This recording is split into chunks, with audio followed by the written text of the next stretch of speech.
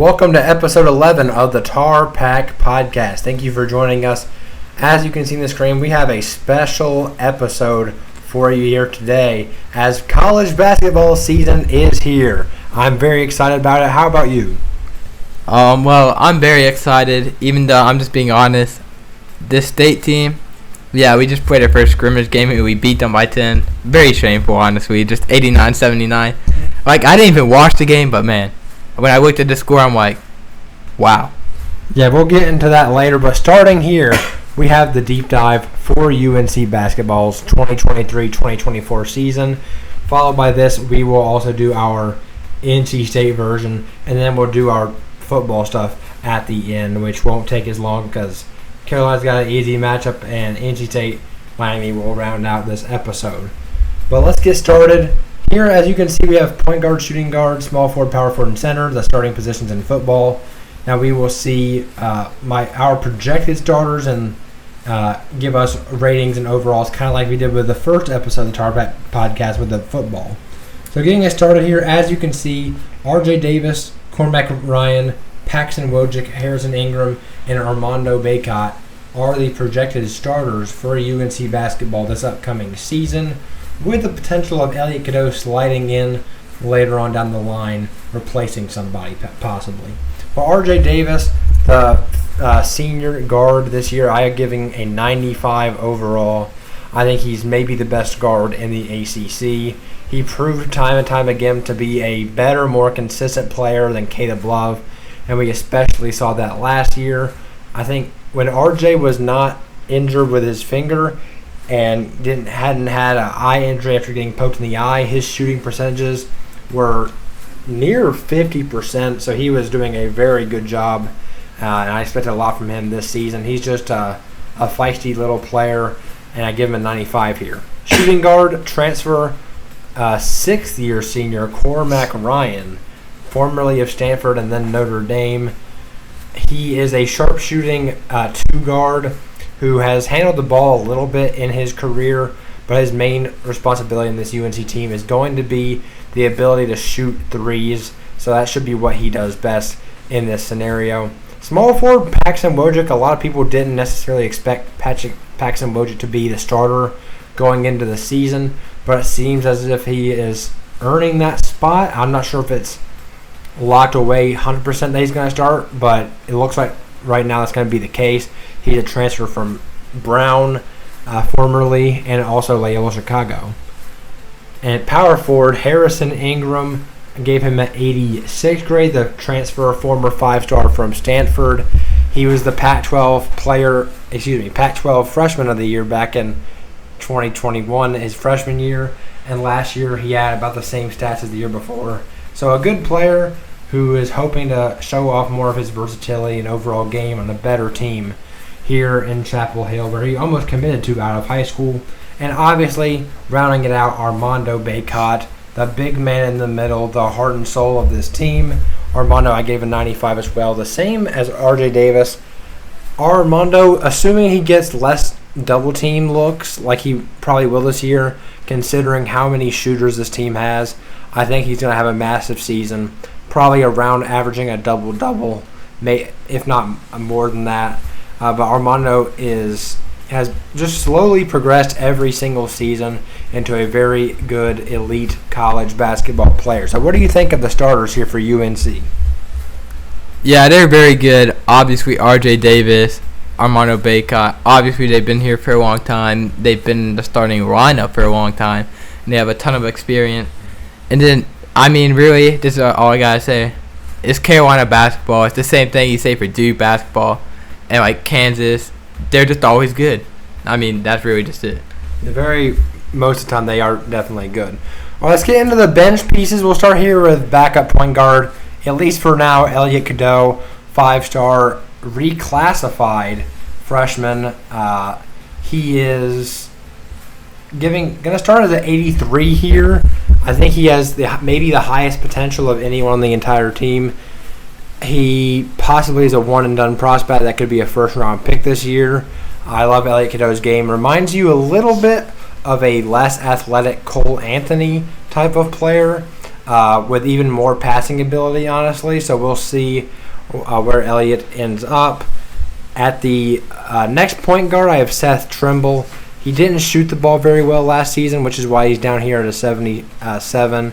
But he's a great defender and a very good athlete, an extreme athlete, can make some highlight reel plays, but just has to put it all together. And Cretan Lebo, the walk-on, who showed some flashes, honestly, in the scrimmage game, but obviously, he's not going to get much playing time. But if, knock on wood, if any injuries happen, which they hopefully won't, he can knock down a open three. I'll just say that. At the backup shooting guard, and a lot of this is versatile and moving around, because there's going to be time where Elliott Cadeau is running the point guard and RJ's at the 2. But in this scenario, technically, according to just the depth chart, Rob Landry is a walk-on. And then at small forward, Dewey Ferris, also a walk-on at that position. Jalen Withers, a power forward, a transfer from Louisville. A very athletic player, maybe the most athletic on the team, can also knock down an open jumper when it's available to him. He's a transfer from a Louisville team that was egregious last year. Zayden High, the 4-star freshman out of Texas, he played in the national championship game against Elliott Cadeau. Elliott Cadeau team did end up winning the national championship, but Zayden High has had a very impressive offseason. Probably more than people thought. People thought he was going to come in and not play at all, probably, but it looks like he's going to be getting some minutes out there, so good for Zayden High. At the backup center, I have it as Jalen Washington, although he can play power forward as well. But I think all these guys really have potential to play, man. I think it's the most deep Carolina's been in multiple years, besides the walk-ons, obviously. But Jalen Washington, a former almost 5-star player. Hubert Davis says he's the best shooting big man coming out of high school that he's ever seen. So a lot of potential there. And James Okonkwo, a transfer from West Virginia, who was on Great Britain's national team, I believe, and looked pretty good. So we will see. He's a really athletic big that can block shots and run the floor. So we'll see how he plays. What's your thought on the overall look for Carolina's 2023-2024 team? Because I think it has a lot of potential, especially led by guys like RJ and Armando. Yeah, I mean, just look at the players. Elliott Cadeau, Zayden High, very talented, but just really great freshman. Yeah, and Carolina basketball basically. All right, so that's going to wrap up the UNC basketball deep dive. Let's get into the NC State deep dive. Hello and welcome to the 2023-2024 NC State basketball deep dive.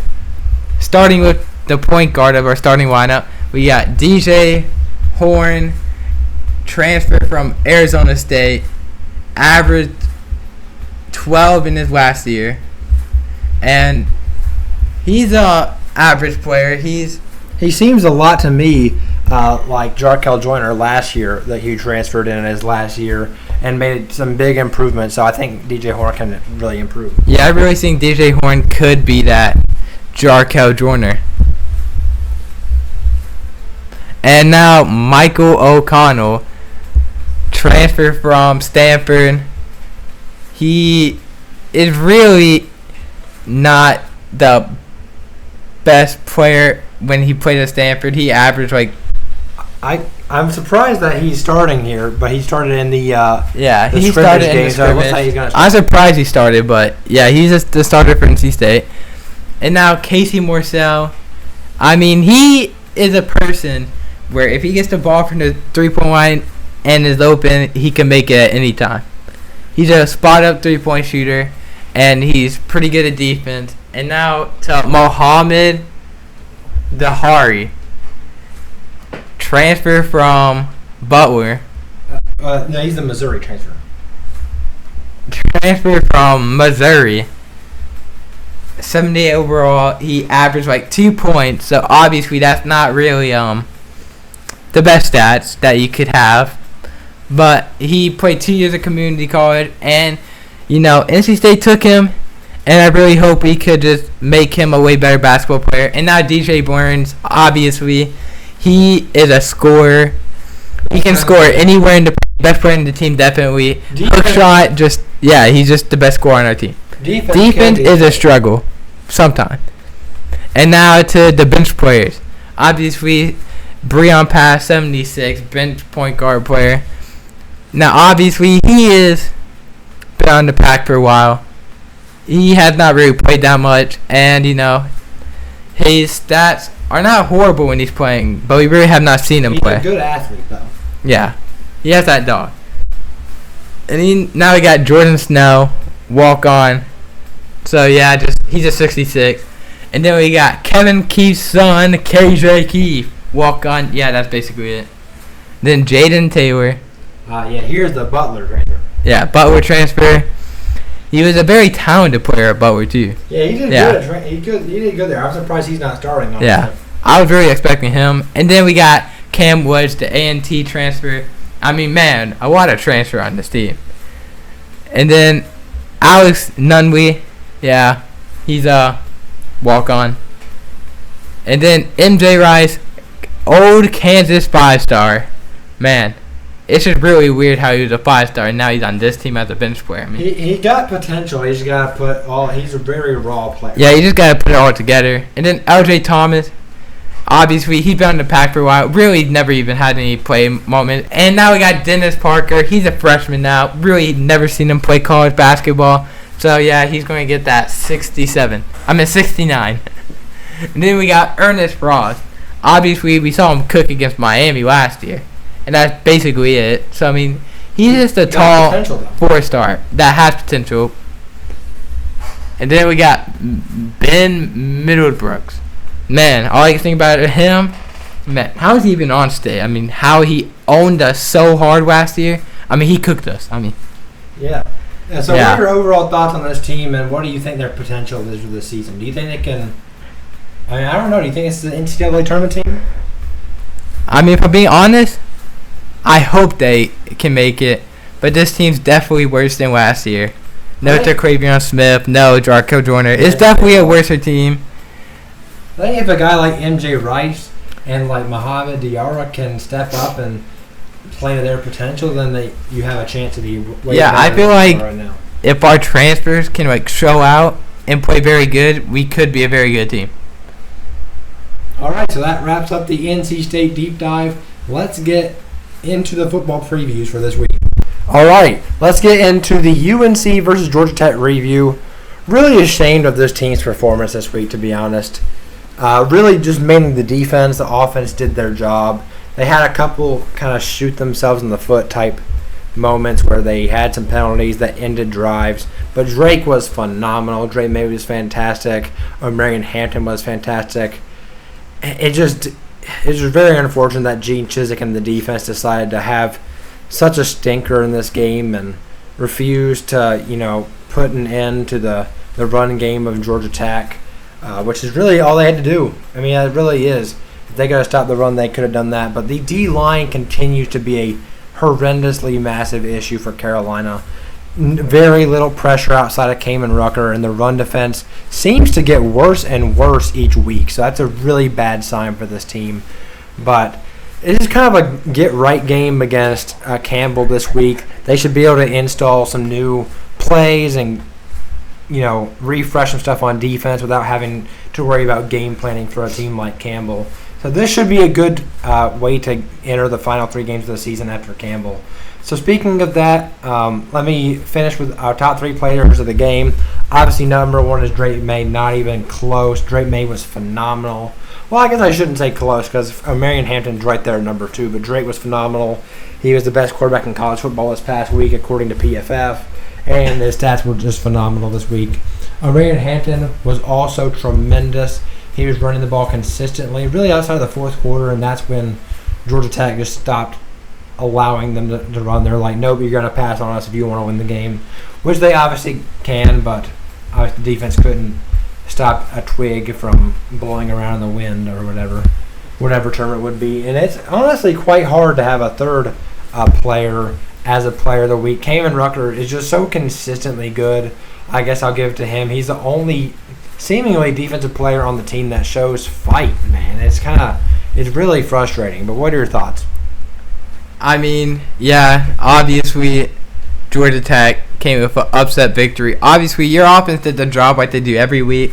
But, man, your defense whatever your problem is, I don't know, but yeah, it's just been a very bad past 2 weeks for your defense. Yeah, Virginia followed by this is just, I mean, that'll make you, that makes you understand why that makes you understand why UNC fans look so much forward to basketball season. It's really a shame. But anyways, on to the Campbell versus UNC review. We'll kind of speed through this because it's not much of a matchup. We're going to give all these position groups to UNC without much thought put into it. So, including coaching, yes, I understand that there's been some coaching questions, especially on defense. But Mac Brown and the staff still had this program going in the right direction. I don't care what you say. But anyways, getting into predictions, 56-6 is my predictions. I think Campbell's able to get 2 field goals in this game. If it's not at least a 30-point win, and that counts putting in the backups later in the game, that's a really bad sign for where the team is for the rest of the season. And my score prediction, I got Carolina winning 57-21. Now here's why. I got Carolina in the fourth quarter winning 57-14.